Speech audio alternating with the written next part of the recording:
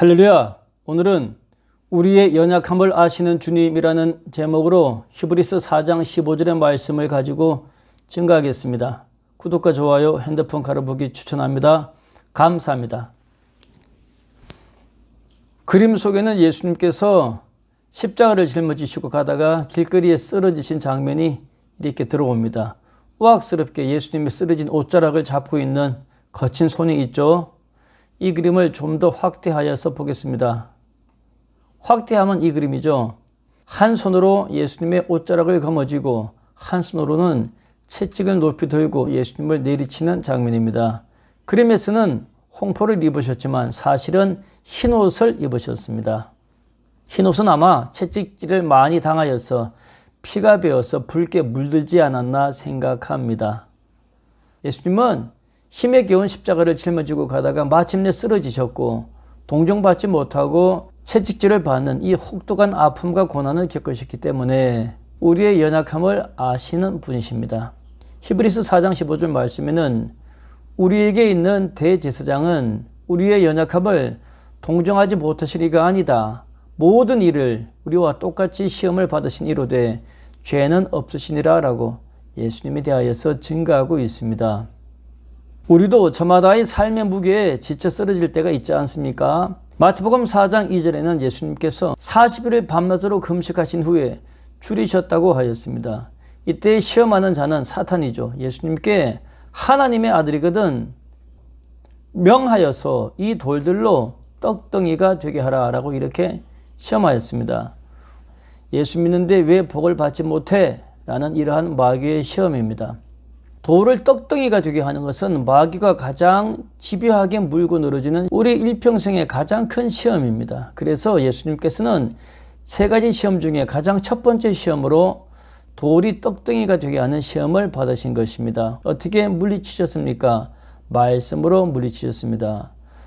먹고 마시는 떡도 중요하지만 생명의 양식도 더욱더 귀히 여기시기를 축원합니다.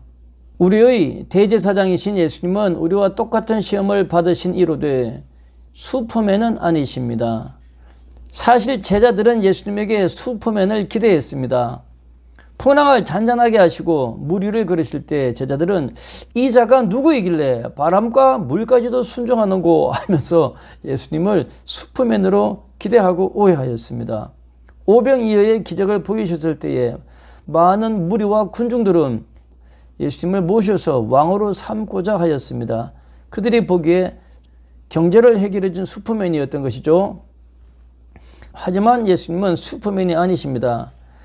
믿음을 돕기 위하여서 표적을 보여주신 것이지 당신의 능력을 과시하기 위하여서 멋진 슈퍼맨의 쇼를 한 것은 아니신 것입니다. 예수님은 또한 엄친아도 아닙니다. 사실 슈퍼맨은 너무 먼 상상 속의 인물이고 우리에게 실제로 와닿는 가장 뛰어난 인물은 엄친아죠. 엄마 친구 아들. 그림 속의 엄친아는 엄친아의 황금탑 위에 서 있죠. 모범생에 공부 잘하고 잘생기고 착하고 운동 잘하고 돈도 잘 벌겠죠. 장가도 잘 갈 테고. 예수님은 엄친아가 아닙니다. 상처받은 자의 친구, 연약한 모습으로 우리에게 오셨기 때문입니다.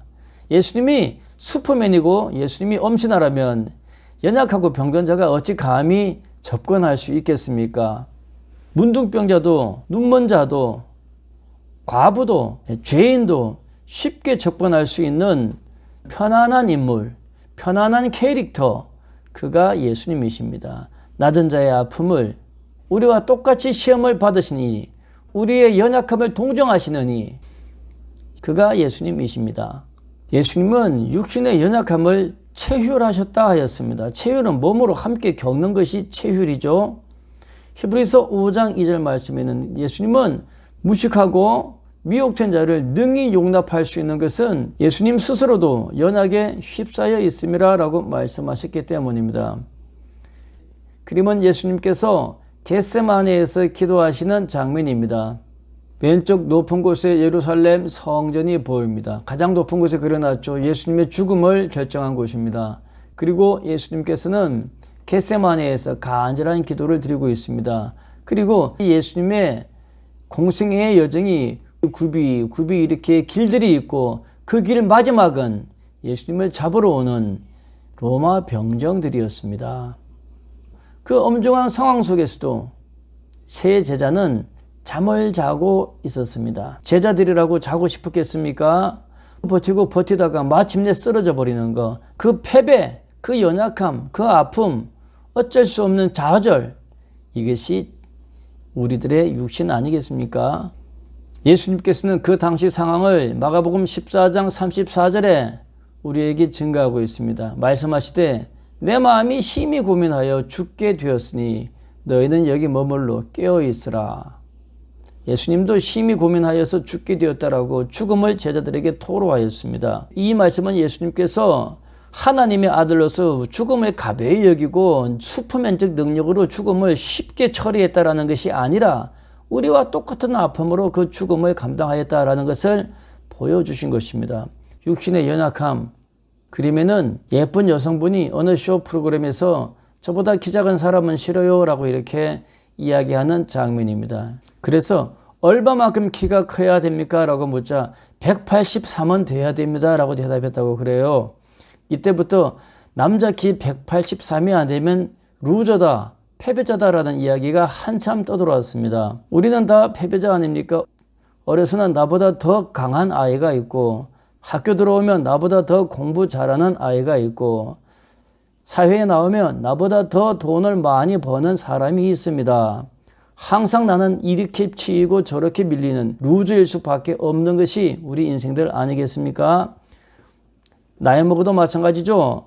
나이 먹어가면서 한 군데, 두 군데, 세 군데 불편하고 아프고 약을 먹고 치료하고 수술을 받아야 하는 곳이 하나씩 둘씩 튀어나오기 시작합니다. 마음도 그렇게 되는 것이죠.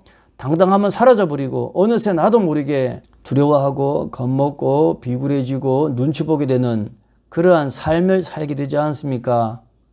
우리는 차츰 루즈가 되는 것이죠. 물질도 연약합니다. 그러면은 반지하 사는 주제에 라고 어느 한 여인이 한 남자를 이렇게 핍박하는 장면입니다.